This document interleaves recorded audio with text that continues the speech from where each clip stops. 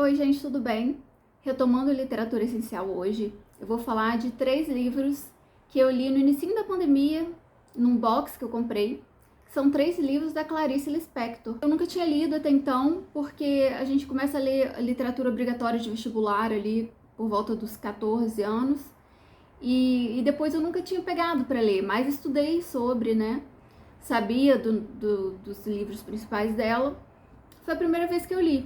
E pra mim foi um choque muito grande, porque não era exatamente o que eu esperava. Fiquei um pouco decepcionada, então eu já adianto que todos esses 3 livros eu não considero nem um pouco parte da literatura essencial e eu vou explicar o porquê.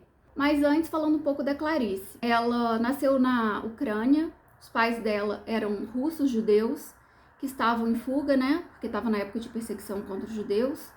Então ela já nasce quando eles estão refugiados na Ucrânia, em 1920. E em 1922 eles chegam aqui no Brasil. A família se instala primeiro em Alagoas, depois de uns anos eles vão para Pernambuco. E ela se considera inclusive pernambucana, onde ela passa a maior parte da infância dela. A mãe dela morre quando ela tem 8 anos de idade, não sei exatamente do porquê. E depois, quando ela é mais moça, eles vão para o Rio de Janeiro, e é onde ela vive até o resto da vida dela. E no Rio ela faz faculdade de Direito e depois trabalha como jornalista, né, escreve para colunas e lança os livros dela. O primeiro foi Perto do Coração Selvagem, que agora vai ter até um filme. Eu não li ainda. E nesse box que eu comprei tem 3 livros, 2 antologias de contos. Uma é A Laços de Família, que foi lançada em 1960, e outra é Felicidade Clandestina, que foi lançado em 71. E A Hora da Estrela, que é um dos livros dela mais famosos, que foi lançado em 77, mesmo ano que ela morreu. E é o último livro dela, se não me engano, porque o resto das publicações foram póstumas. Então a Clarice morre em 77, um dia antes de completar 57 anos, de câncer de ovário, que é descoberto um pouco tardiamente e meio que não tem o que fazer. Inclusive ela dá uma entrevista que fica muito famosa no início do ano, em 77, e ela pede pra só botar o ar depois que ela morrer. Então, assim, ela já tá antecipando a morte dela, ela antecipou em 10 meses, e realmente o jornalista, que é o Júlio Lerner, segura e só, né, coloca no ar depois da morte dela, 10 meses depois, em dezembro de 77.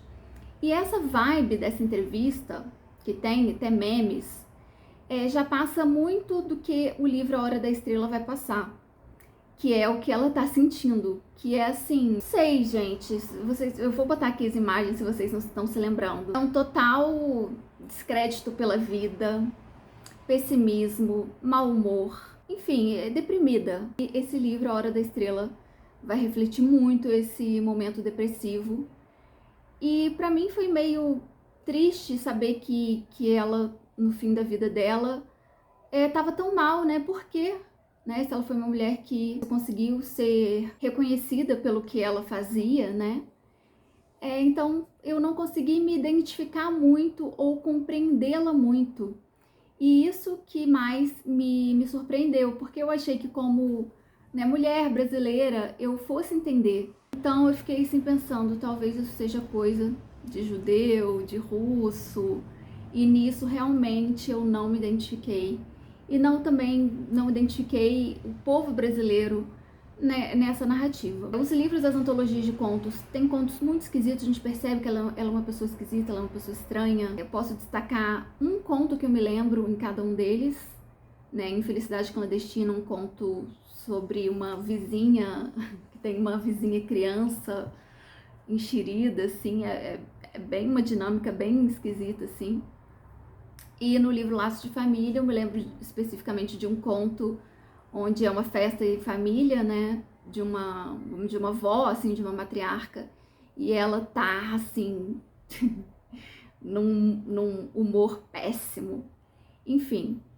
E aí, chegando a Hora da Estrela, que eu tinha tanta antecipação, né, assim, tanta expectativa para ler, e foi um balde de água fria para mim, né? Então, eu vou agora dar uma sinopse do livro. Então, assim, a história do livro é a seguinte: é sobre, primeiramente já começa um narrador, homem, falando que ele não queria narrar a história, não queria contar, não tá afim, não aguenta mais, mas tem que contar. E isso pra mim, claramente a própria Clarice falando, né? E a protagonista é uma alagoana, né? Que vai pro Rio, ela é criada por uma tia meio megera e vai pro Rio Moça trabalhar como datilógrafa. E lá ela leva uma vida muito difícil, assim, né? Não tem grana pra muita coisa. Mora num quarto, divide ali, meio que numa pensão. Ela é uma mulher muito sem gracinha, né? A amiga, fala, você é feia, seu cabelo é feio, não sei o que. Ela não tem muita vaidade, ela não tem muita paixão pela vida, ela não tem ambição, né? Ela vive aquela vida bem sem perspectiva e resignada com isso, né? Aí ela tem uma hora que ela tem um namoradinho e essa outra amiga que é mais pra frente acaba ficando com o namorado também esculacha ela. E aí aquela tristeza. E aí no final ela vai pra uma cartomante, acho que essa própria amiga fala, vai na cartomante e tal. E essa cartomante conversando com ela dá uma perspectiva pra ela ali de futuro que ela se empolga. A primeira vez que ela se empolga com a própria vida dela. Então agora, essa é a história. Agora eu vou pro spoiler e vou pra minha análise. Resultado, a Macabeia sai que é a protagonista, sai da cartomante empolgada, primeira vez que ela sente assim, nossa, será que eu vou viver isso? Né, que a cartomante fala que ela vai viver um amor ali com o estrangeiro, vai ter grana. Então, a primeira vez que ela se empolga com a perspectiva de vida que ela vê pra ela. E aí ela é atropelada por um táxi, se não me engano, e morre no concreto. E aí, neste momento, ela tem a hora da estrela dela, que é o momento de 5 minutos de fama, que todo mundo vai falar dela, que é a mulher morta, atropelada no chão. Gente, quando eu cheguei naquele final, eu falei, não é possível um negócio desse, não é possível. Gente, sabe? O que leva o ser humano, o que um livro desse vai trazer de bom? Primeiro que não traz nenhuma história nova, né? A história de Macabeia é a história de milhares de mulheres. Enfim, eu vou ler aqui, porque eu fiquei tão... Pelo menos isso, né? Foi um livro que gera uma reação, né? Ele me gerou essa reação e na hora eu peguei as notas, né? A nota do meu celular e digitei uma crítica, assim, que me veio na cabeça. E eu vou ler, isso foi há 3 anos atrás, logo no início da pandemia, a minha impressão ao final da leitura. Uma Clarice no fim da vida. Um livro triste que reflete o estado mental da autora, de cansaço e desesperança. O narrador fictício demonstra não gostar mais de contar a história. Ela está cansada de descrever, de criar, mas mostra que ainda se sente obrigada, como se fosse seu dever contar a história. E é uma história sobre a mediocridade humana, sobre uma vida invisível de uma mulher nordestina retirante e humilde que mal se dá conta da sua própria existência no mundo. Apenas vive uma vida sofrida e resignada. Quando uma pessoa lhe dá esperança sobre um futuro de alegria e riqueza, do qual nunca imaginou para si, ela é tomada por um sentimento que mal consegue suportar, se dando conta de que existe uma vida melhor que ela nunca ousou pensar para si, talvez para não sofrer a ausência dessa vida. O final é trágico e ao mesmo tempo realista e banal, apenas mais uma tragédia, dentre tantas na vida de tanta gente, que nem se considera tragédia então. Transmite uma sensação de vazio, desilusão, pessimismo, cinismo. A autora, que teve uma vida de reconhecimento de sua criação artística, surpreendentemente se sente próxima, se identifica com uma mulher que viveu o oposto, uma vida de humilhações e uma existência rasa e resignada. Ela quer contar essa história que não é nem um pouco parecida com a dela, mas que ela sente.